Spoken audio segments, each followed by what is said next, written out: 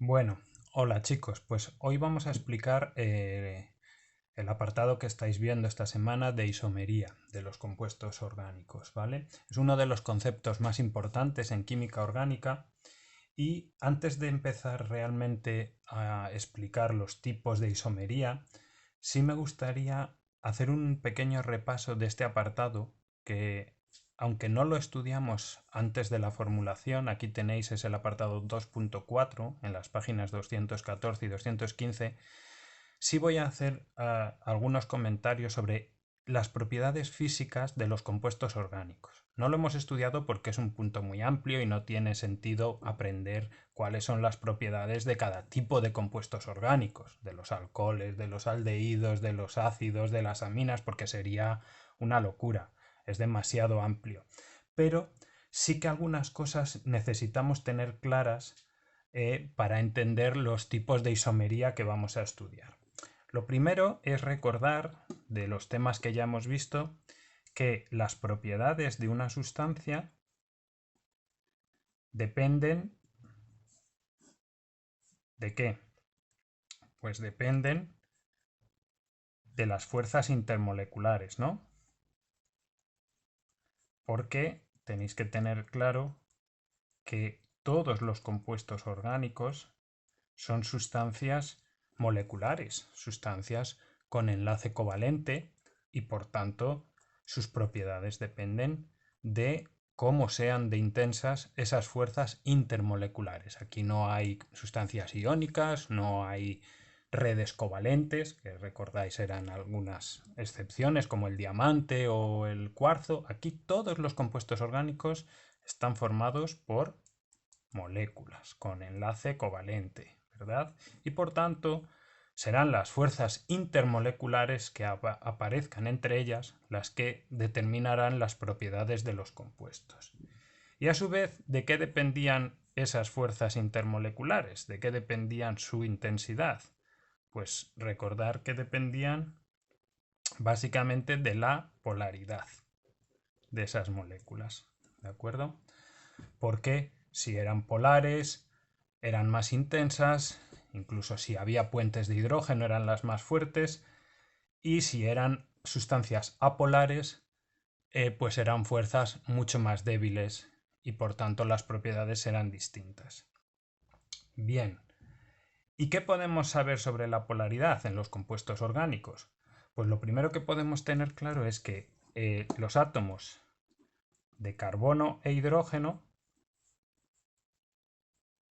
tienen una electronegatividad pues prácticamente igual. Tienen una electronegatividad casi igual. ¿Qué quiere decir eso? Pues que los hidrocarburos serán todos como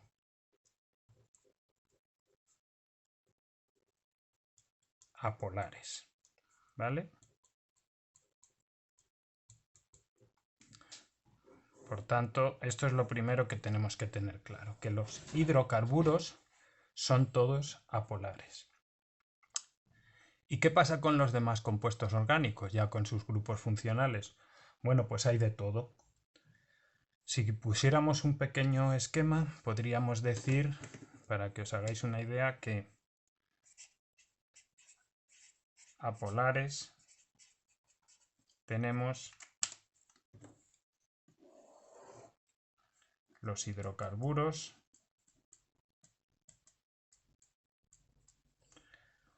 y, por ejemplo, los éteres.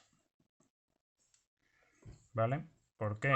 Porque si recordáis, los éteres son una cosa así y por tanto el oxígeno tira hacia él, este oxígeno tira hacia él y esos momentos dipolares se anulan.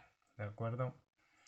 Después, pues podemos tener compuestos que sean poco polares, como por ejemplo los aldehídos y las cetonas,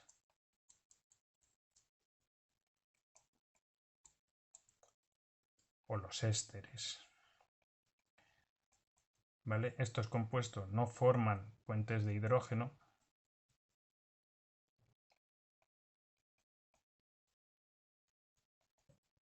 y por tanto sus fuerzas, bueno, aquí tendríamos que decir que las fuerzas son de dispersión.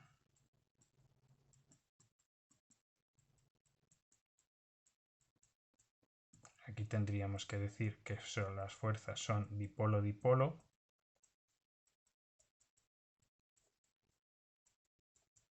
Y por último tendremos aquellos compuestos que sean muy polares y donde se formen puentes de hidrógeno. En este caso pues tenemos los alcoholes, donde OH cumplen las condiciones de formar puentes de hidrógeno, los ácidos igual, porque tenemos aquí este grupo OH que puede formar puentes de hidrógeno, y exactamente igual pasa cuando el átomo muy electronegativo y pequeño es el nitrógeno. En ese caso tendríamos las aminas, donde también hay una unión directa entre hidrógeno y nitrógeno y por tanto pueden formar puentes de hidrógeno, o las amidas, básicamente las amidas primarias, donde serían como un ácido, pero hemos sustituido el grupo OH por NH2, que también hay una unión directa entre hidrógeno y este átomo electronegativo y muy pequeño que permite la formación de los puentes de hidrógeno. Esto, los que habéis visto, los que veis biología, sabéis que aquí se dan estos puentes de hidrógeno, son los que permiten la formación de los aminoácidos, ¿vale? Que es el monómero en el que están basadas luego todas las proteínas existentes. Lógicamente aquí pues se forman puentes de hidrógeno, que son las fuerzas intermoleculares más intensas que hay, ¿vale? Y por tanto pues estas sustancias, alcoholes, aldehídos, aminas, alcoholes, ácidos, aminas, amidas, tendrán puntos de fusión y ebullición más altos y una solubilidad distinta, ¿de acuerdo? Bien. Pues vamos a fijarnos ahora en estos, en los hidrocarburos, ¿vale? Son sustancias apolares. Hidrocarburos que ya hemos estudiado en la formulación, alcanos, alquenos, alquinos, incluso hidrocarburos cíclicos, hidrocarburos aromáticos, como todos los derivados del benceno. Siempre que sean hidrocarburos, porque solo tienen átomos de carbono e hidrógeno, hemos dicho que van a ser siempre moléculas apolares y por tanto con fuerzas de dispersión. Pero claro, en moléculas apolares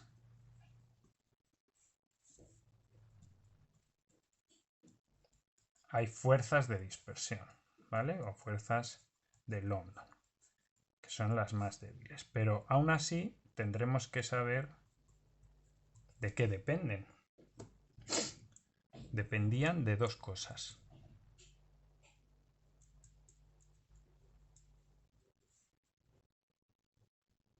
Una era su tamaño, ¿verdad?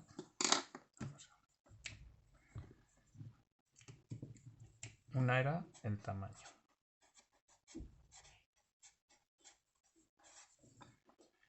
El tamaño viene determinado por la masa molecular de una sustancia, de una molécula, o lo que es lo mismo, por el número de carbonos que tenga. ¿De acuerdo?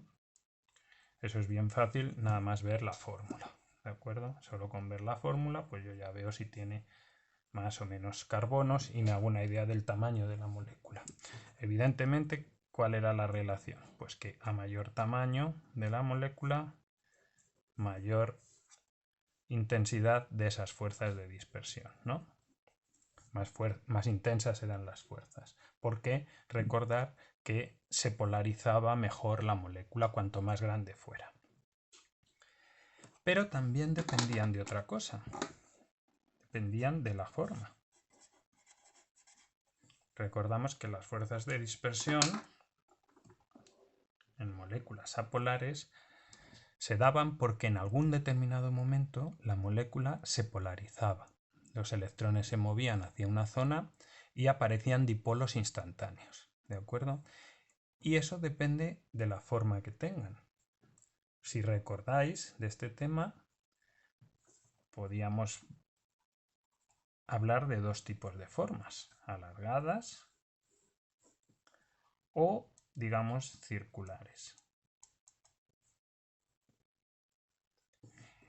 ¿En qué caso eran más fuertes las fuerzas? Cuando eran alargadas.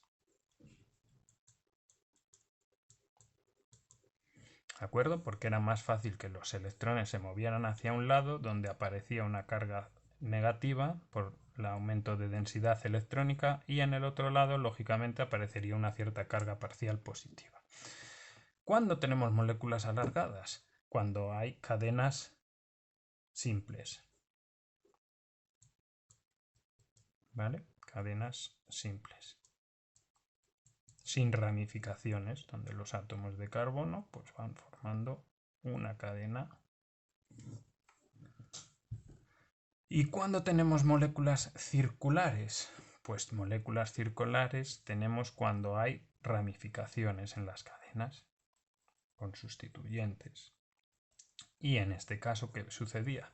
Que las fuerzas de dispersión eran más pequeñas, ¿vale? Entonces, si yo tengo esto,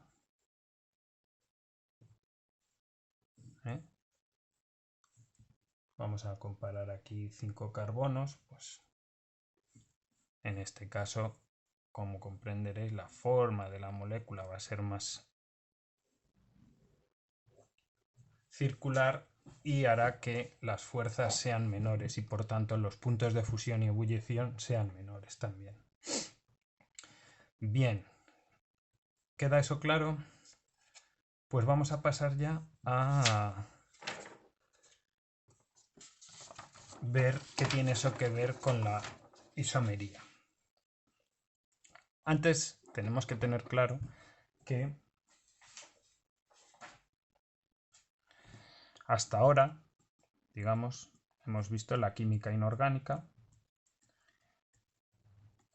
y en ella, pues si yo veo la fórmula NH3, no hay ninguna duda. Todos sabemos que nos estamos refiriendo al amoníaco y todos sabemos qué estructura tiene el amoníaco, o deberíamos saber, recordar de cuando vimos el enlace covalente y los diagramas de Lewis. Aquí estaría el par solitario y haciendo todo lo de la teoría de VSPR llegábamos a que tiene una estructura piramidal y no hay ninguna otra fórmula, ninguna otra sustancia cuya fórmula sea NH3. Es el amoníaco y punto.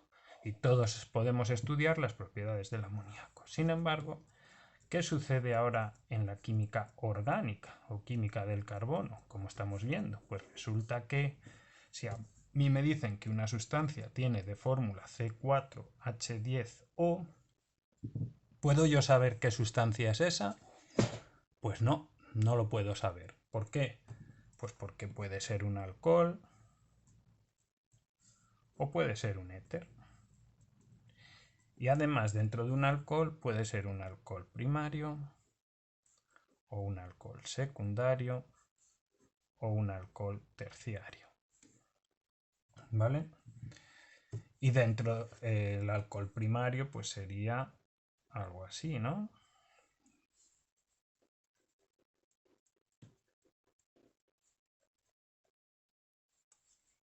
OH aquí en el extremo de la cadena. El alcohol secundario pues tendríamos esto. Y aquí sería donde se mete el OH. Y el alcohol terciario pues lógicamente sería una cosa así. Donde este tendría otro CH3 y aquí es donde se mete el grupo OH. Recordar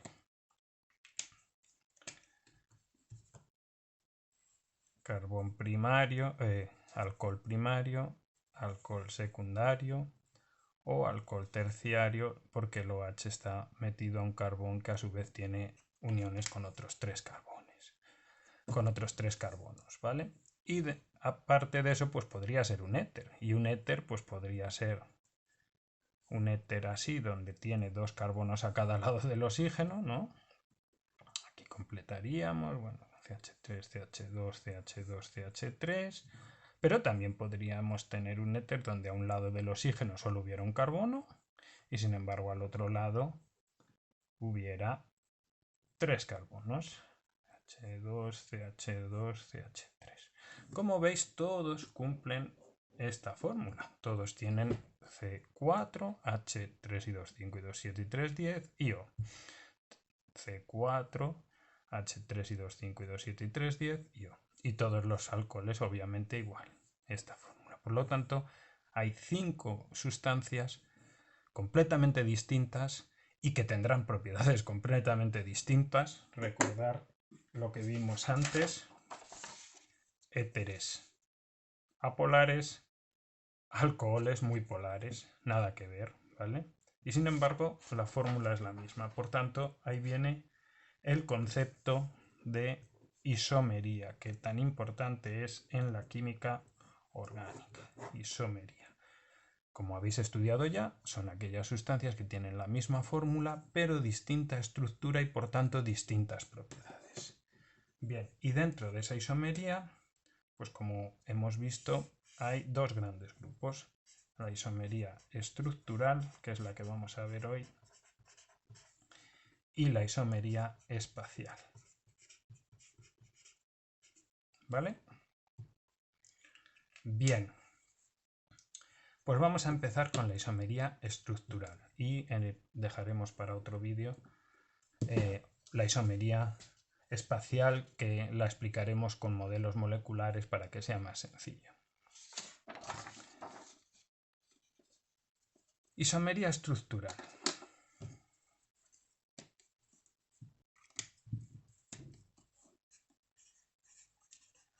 Como ya habréis estudiado, hay a su vez 3 tipos, que son la isomería de cadena, la isomería de posición y la isomería de función.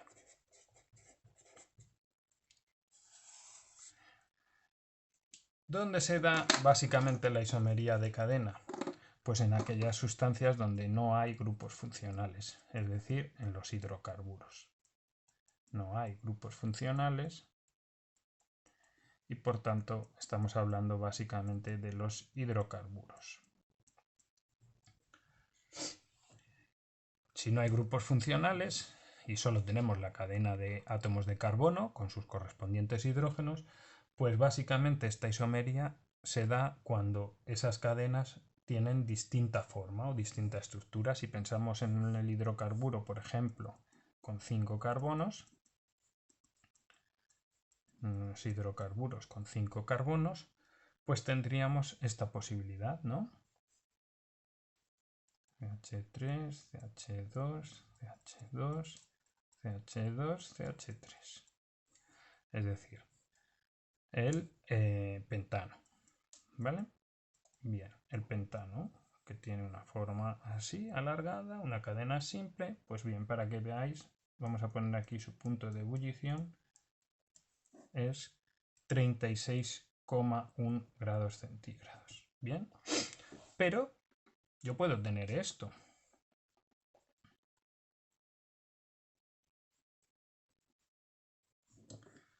1, 2, 3, 4, 5 carbonos. Completamos. CH3, CH3, CH3, CH3. ¿Tiene la misma fórmula que esa? Sí, evidentemente. ¿Cuál es la fórmula de estos isómeros? C5H36912, porque aquí se ve C5, H3 y 2, 5 y 2, 7 y 2, 9 y 3, 12. Por tanto, son isómeros. ¿Este cómo se llama? Bien, este se llama el dimetilpropano, ¿no? Porque la cadena más larga que se puede coger es de 3, puede ser esa o puede ser esta, y en el carbono 2 hay 2 grupos metiles. Podría poner 2-dimetilpropano, aunque no hay otra opción, y con dimetilpropano vale. Pues bien, este compuesto, como se puede ver fácilmente, su forma va a ser circular, nada que ver con la alargada del pentano en forma de una cadena simple. ¿Cuál es el punto de ebullición de este? Fijaros, solamente 9,5 grados centígrados. Pues bien, veis que el pentano tendrá un estado de agregación a la temperatura ambiente, que será líquido, y sin embargo este es un gas, ¿vale? Porque a partir de 9 grados pues ya está en forma gaseosa.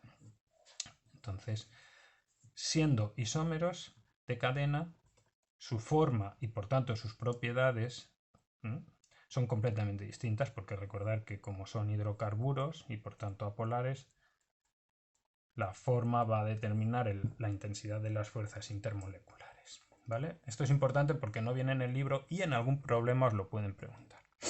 Después tendríamos de posición, bueno, lo hemos visto con el alcohol. Aquí, ¿qué compuestos pueden tener isomería de posición? Aquellos que ya tienen grupo funcional, lógicamente. Ya tienen grupo funcional y lo que sucede es que ese grupo funcional está colocado en un carbono diferente de la cadena, ¿vale? Es bien fácil. Por ejemplo, pues vamos a ver alcoholes de 4 carbonos. Pues alcoholes de 4 carbonos, yo puedo tener esto y meter el grupo OH al final, ¿vale? Con lo cual tendría que, si completamos CH3, CH2, CH2, CH2OH, este es el butanol, ¿no?